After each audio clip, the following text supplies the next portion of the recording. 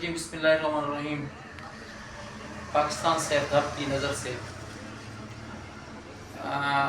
آج ہم جس موضوع پہ بات کر رہے ہیں وہ ہے گندم، اور حالیہ دنوں میں جو پاکستان میں گندم کے زمینداروں کے ساتھ ہوا ہے، تو اس سلسلے میں ہم نے ڈی خان کے ایک بڑے زمیندار ملک محبوب دھب صاحب کو ہم نے مدعو کیا ہے، ہم نے اس بارے میں ان سے بات کی ہے، تو یہ بات آپ بھی سنی ہے ان کے مسائل کہ ان کا کہنا تھا کہ گندم جو انہوں نے بیجائی کی تھی اس وقت 16,000 روپے انہوں نے گندم کا بیج لیا تھا، پھر 14,000 کی DAP، پھر 6,000 کی یوریا۔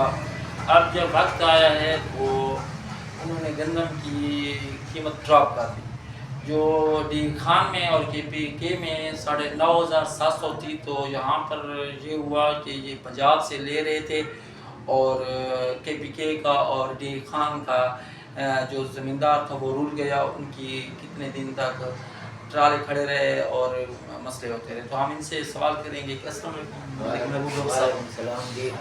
اب یہ بتائیں کہ جب آپ نے گندم کاشت کی تھی اور جب گندم بیچنے کا مرحلہ آیا اور فوڈ میں جو آپ کے مسائل ہوئے، تکلیفیں ہوئی، آپ کا کتنے دن تک ٹریکٹر کھڑا رہا؟ تقریباً 4-5 دن ٹریکٹر کھڑا رہا لین میں۔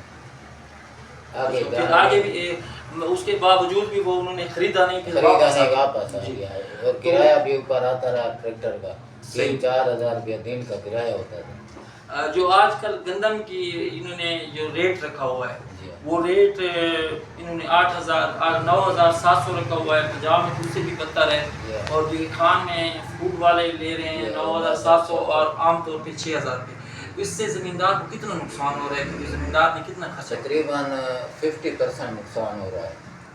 اچھا، جب آپ نے گندم لگائی تھی تو اس وقت زیادہ ڈبل تھی، ایسے سمجھو 15-16 ہزار پر بوری تھی جی، اور اس میں اس وقت DAP کی قیمت کتنی تھی؟ یہی ریٹ تھا، اس سے زیادہ تھا، 14,000 جی 14,000۔ اب دیکھیں ناظرین کہ 14,000 DAP کا ریٹ تھا اور 6,000 تھا یوریا کا۔ اب سوال یہ ہے کہ گورنمنٹ گندم تو باہر سے لے سکتی ہے اور سبسڈی دے سکتی ہے، یہ کھاد کی سبسڈی دینی چاہیے نا۔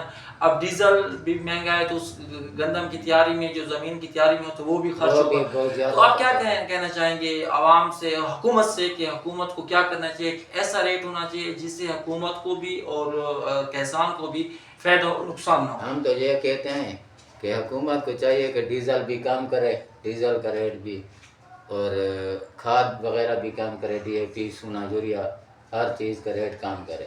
اگر گندم کام کرنی ہے تو اس سے آدھا ریٹ ہو، تقریباً گندم سے آدھا ریٹ DAP کا ہو۔ بالکل صحیح بات ہے، ٹھیک ہے نا، پھر کوئی کسان کو فائدہ ہوگا۔ ایسے تو جو ہے مالک بھی، جو زمیندار ہوتا ہے اس کو بھی نقصان ہوتا ہے اور کسان کو بھی نقصان ہوتا ہے۔